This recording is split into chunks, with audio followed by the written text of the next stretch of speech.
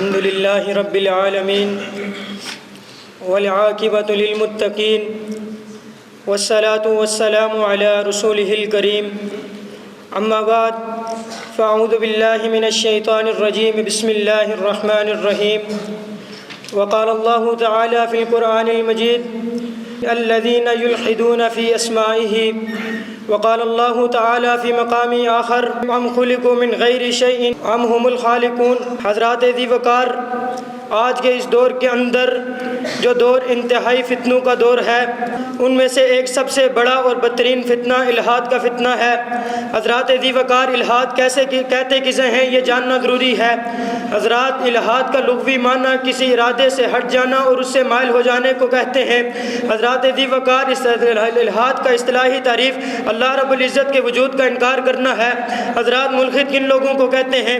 ملحد ان لوگوں کو کہتے ہیں جو ربوبیت اور الوہیت میں اللہ رب العزت کی وحدانیت پر ایمان لانا تو دور کی بات، اللہ رب العزت کے وجود کا سرے سے انکار کر لیتے ہیں۔ حضرات ذی وقار، اب میں الحاد کے اسباب کی طرف آؤں گا۔ الحاد کے اسبابوں میں سے سب سے پہلا سبب قضاء و قدر کو ڈھنگ سے نہ سمجھنا ہے۔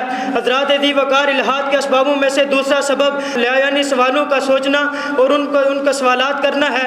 حضرات ذی وقار، لا یعنی سوالات کنہیں کہتے ہیں؟ یعنی کچھ لوگ اللہ رب العزت کے بارے میں سوالات کر بیٹھتے ہیں کہ اللہ رب العزت کو کس نے پیدا کیا۔ حضرات، الحاد کے اسبابوں میں سے تیسرا سبب گمراہ لوگوں کی تقلید کرنا ہے، جیسے کہ اللہ رب العزت نے قرآن مجید میں ارشاد فرمایا وَكَذَلِكَ مَا أَرْسَلْنَا مِن قَبْلِكَ فِي قَرْيَةٍ مِّن نَذِيرٍ إِلَّا قَالَ مُتْرَفُوهَا إِنَّا وَجَدْنَا آبَاءَنَا۔ حضرات ذی وقار، الحاد کا چوتھا اور آخری سبب کہ دین کے محاسن دین کو صحیح طرح نہ سمجھنا۔ محاسن دین سے مراد دین کی خوبیاں ہیں، دین کی خوبیوں کو صحیح طرح نہ سمجھنا۔ اگر یہ لوگ اس دین کو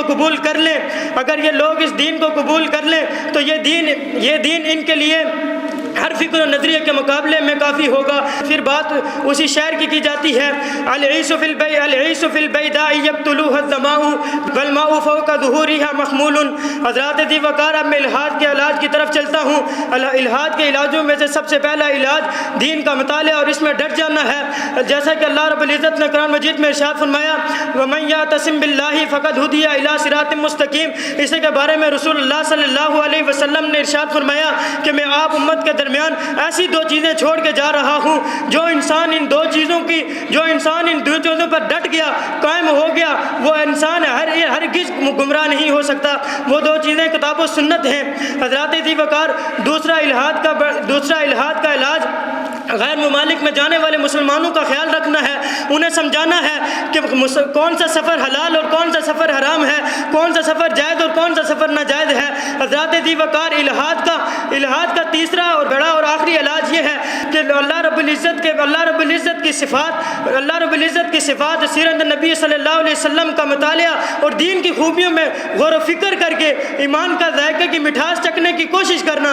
اسی کے بارے میں رسول اللہ صلی اللہ علیہ وسلم کی حدیث صحیح مسلم حدیث نمبر 34 میں ارشاد فرماتے ہیں رسول اللہ صلی اللہ علیہ وسلم کہ جو اس انسان نے ایمان کا ذائقہ چکھ لیا، جو اللہ رب العزت کو رب مان کر، اسلام کو دین مان کر، رسول اللہ صلی اللہ علیہ وسلم کو رسول مان کر مطمئن ہو گیا۔ اور اسی طرح تقاریر دروس رکھے جائیں جن میں ایمان بالقدر اور ایمان بالغیب کا بار بار تذکرہ کیا جائے۔ الحاد کا اسی طرح علاج کیا جا سکتا ہے۔ وآخر دعوانا الحمدللہ رب العالمین۔